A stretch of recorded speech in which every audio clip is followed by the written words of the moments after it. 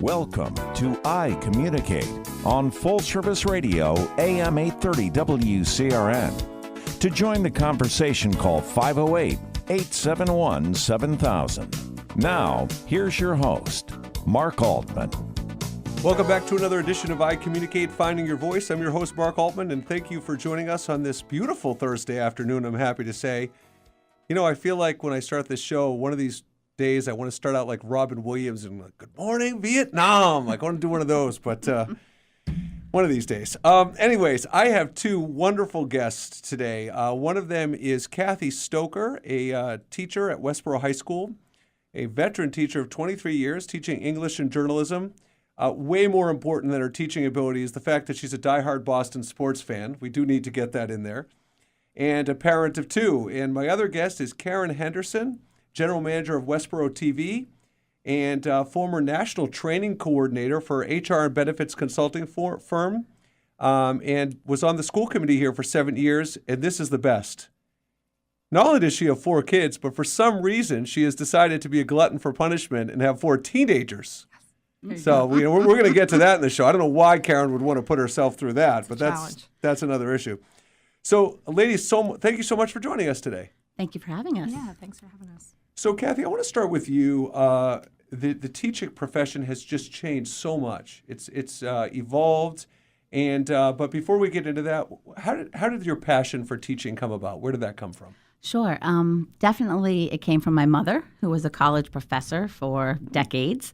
When I was a little girl, I sometimes would sit in the back of her classroom, and admittedly, I liked how she wrote on the blackboard at the time.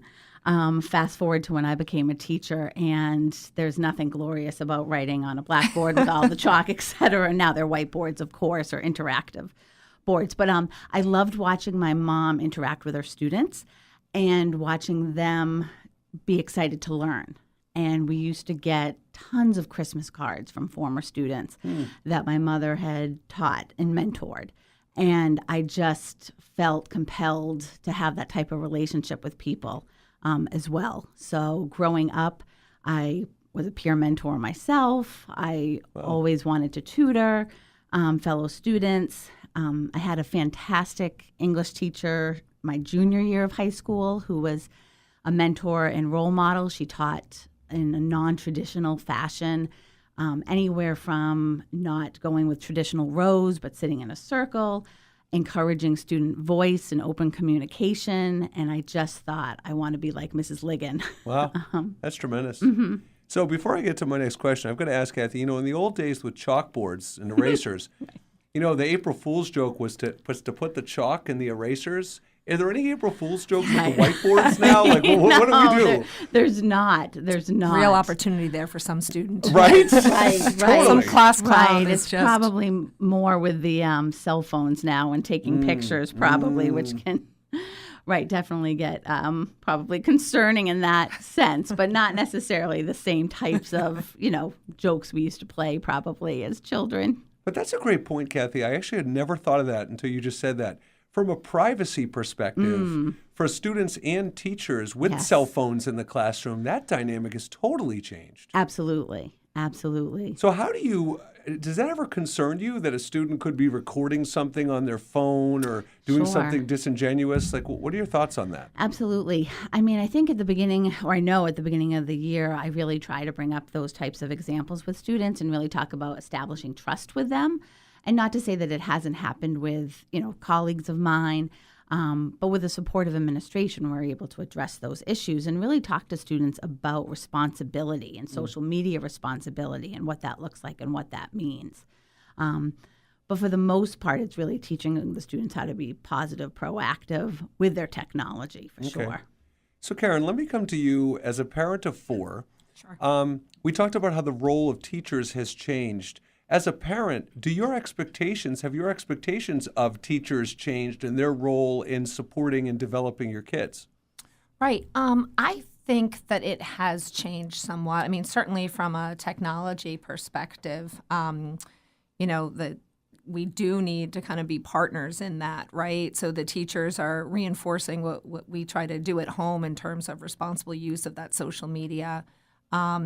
certainly having their phones in school at all is somewhat concerning. I mean, these kids are definitely so interrupt driven. So they've got these phones and they're constantly beeping and messages coming in and Snapchats coming in. And so kind of partnering with the schools to figure that out. We've actually even done a couple of seminars where they've had some parenting seminars about that. It's just kind of a whole new world with all of that technology. But we do kind of depend on the teachers to work through some of that with the kids and talk through some of that responsibility with them. Now, Karen, you as GM of Westborough TV, you have a tremendous resource for the community to take advantage of. And I would think as the disrupt and distract we were just talking about, video is really where things are going in so many aspects. So in your mind, does the community take the type of advantage that it could of a resource like that? And if not, how come? Right. So, well, let me talk about them. I'll start with that they do take advantage of it. One of the reasons that Kathy and I even connected was making sure that the high school kids have an opportunity to come down to Westborough TV. So it's a nice opportunity to get those journalism kids. We're only a half mile down the road, and they come in, both the journalism and the broadcast journalism students. And what I often talk to the students and parents about is, not all of them are going to go into journalism or be writers or be an anchor on ESPN, which is what a lot of them want to do. But some of them will. But even for the others, a lot of what we try to teach them there, I always talk about being transferable skills. So they're learning how to tell a story, and you have to be able to tell a story whether you are a lawyer or a teacher or a real estate agent or a computer programmer who needs to pitch a new feature in a product. So the skills that they're learning when they're at Westborough TV and learning how to tell a story, how do you pull that together, are skills they're going to use no matter what. And video offers you such a neat way to be able to do that because you can use music, you can use words, you can use pictures, you can use video. So your ability to tell a really good story in a powerful way, video just has it all in that regard. And I think the biggest challenge we have, of course, is trying to, how do you put all that together in a video that people will watch, and isn't 2 hours long, because unless you're making a movie, people aren't going to watch that. Even sometimes a half hour is too long for people. A lot of times we've got to get our messaging into a very short period of time. But so many companies are using video, whether they're training employees or they're going out to customers. I mean, they're using it in so many different ways now that it really offers students good opportunity, again, whether they're going into journalism or something else. But to get to kind of does the community take advantage, we really try hard at Westborough TV to provide the community with, we call it like the video scrapbook of Westborough. So we go out there and we capture all sorts of things going on around the town, and some of them matter a lot to a few people, and some of them matter a little bit to a lot of people, and there's benefits to both of those. So, and we do have a lot of community producers who come in, but we're always encouraging people to come on in, and we support them in creating their own videos. We've had people who want to create a video for a family member. We had somebody who came in and created one for her father who was a veteran, and she went through and was able to collect all the pictures and interviews and, put it into a nice piece that she was able to get to him. And then also as Westborough, we're able to show that and share that as a piece of history. Well, what's interesting is the both of you, with the crossover of journalism and broadcasting, it really is, I call it almost tricking people, because when you're trying to get people to communicate and have conversations, for kids, how do you make it applicable for them and fun, right? And that's what broadcast journalism is. It's a way to talk about things you love, do stories about things you love, and it's almost like they don't even realize that they're practicing and learning these skills. And that's, to me, is the biggest strength of that medium. And I think that one of the things is, I see, and I'm interested to hear both of your perspective, is when it comes to prioritizing communication skills among kids, and let's take high school kids specifically, the challenge you have is, I think there's a lot of students out there that would enjoy taking advantage of resources like this. But the schedule of, I'm doing sports, I'm doing music, I'm doing homework, and then parents sit back and say, well, they're doing what they love already. Where do you fit in communication? And I got to tell you, I am incredibly frustrated that is not being prioritized by so many parents. So, Kathy, what are your thoughts? I mean, you're a teacher, you see this. What are your thoughts?